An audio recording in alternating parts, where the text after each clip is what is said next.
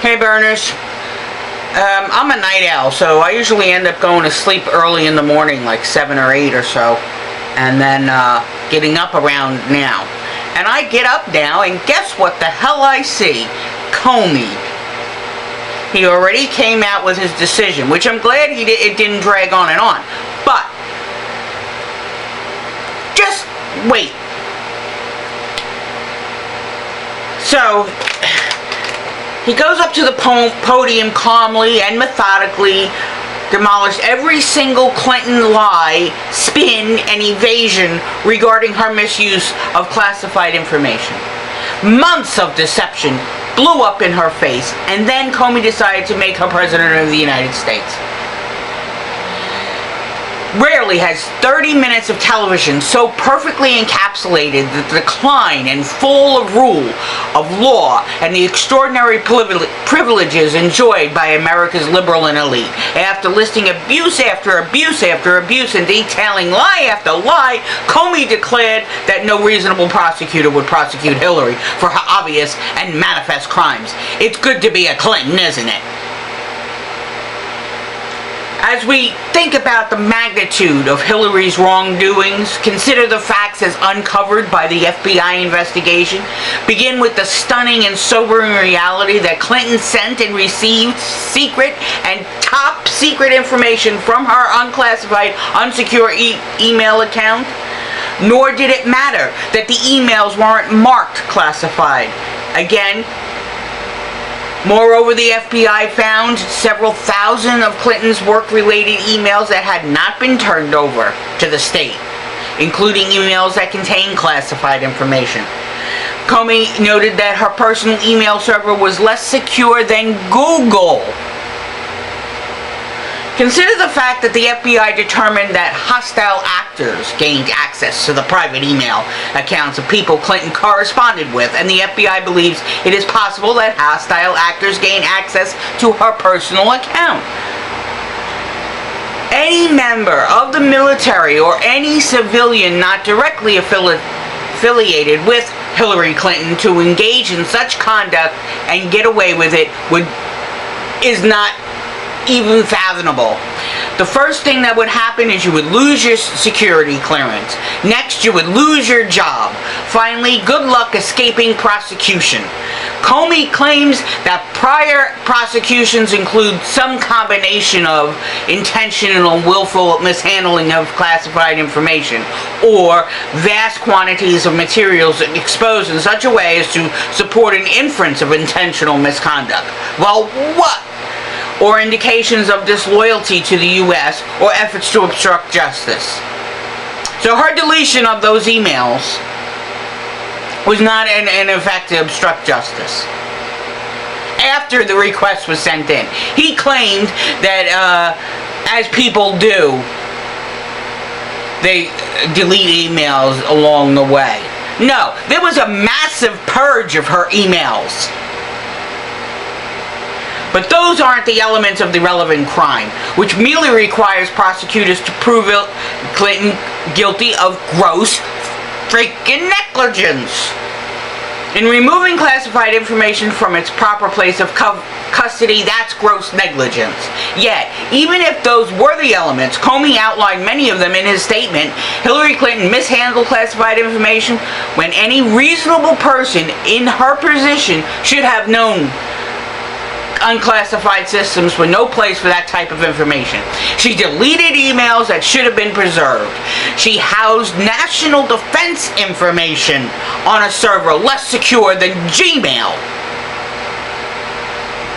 She lied repeatedly and publicly. No one less politically connected could get away with misconduct this brazen. No one. Indeed, Clinton is still lying. As of this afternoon, on her own website, there's a fact sheet about the email controversy. And that contains laughable, false statements such as, Clinton only used her account for unclassified email. He just said, different. It was proven different. It was investigated and shown different. And she's lying. And it still repeats the legally irrelevant and intentionally misleading claim that no information in Clinton's emails were marked classified at the time she sent or received them. It was shown by him again that that's a freaking lie. Further, despite the fact that thousands of deleted messages were work-related and some contained classified information, she still claims that the emails she didn't turn over were private and personal records, containing emails about her daughter's wedding plans, her mother's funeral services, and condolence notes, as well as emails on family vacations, yoga routines, and other items one would typically find in their own email account. So why didn't she turn those over?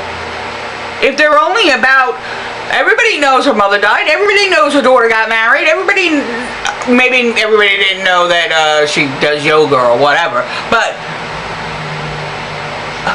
why can't she turn those over? Because that's not fucking true.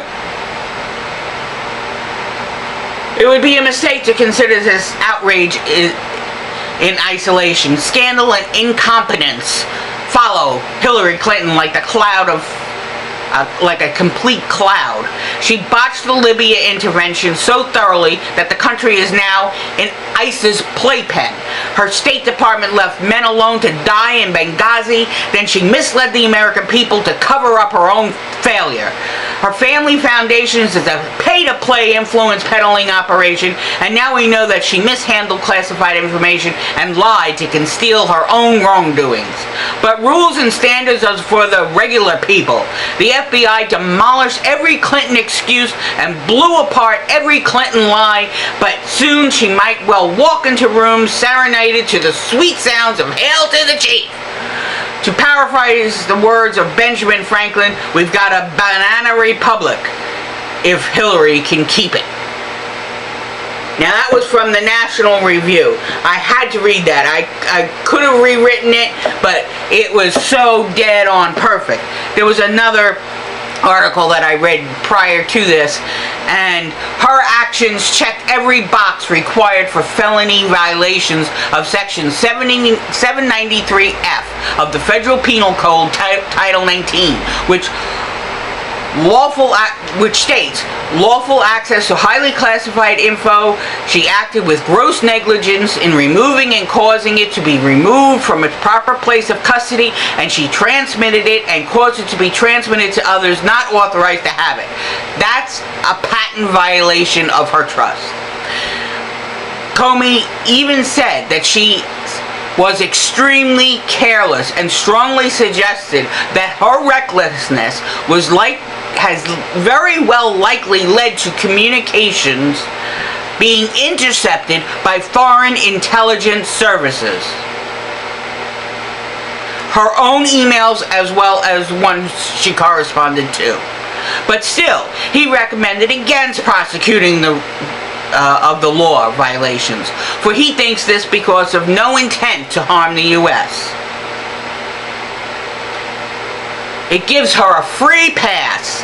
The FBI now has rewritten the statute, inserting an intent element that Congress didn't require. This is totally wrong. The whole freaking point of the statute was criminalizing gross negligence is to underscore that government officials have a special obligation to safeguard national defense secrets, and if they fail to carry out that obligation due to gross negligence, they're guilty of serious wrongdoing. The bullshit part is that the lack of intent to harm our country is totally irrelevant. People don't often at times intend to do bad things, but that is the outcome, and that's gross negligence at play. I am sick of this.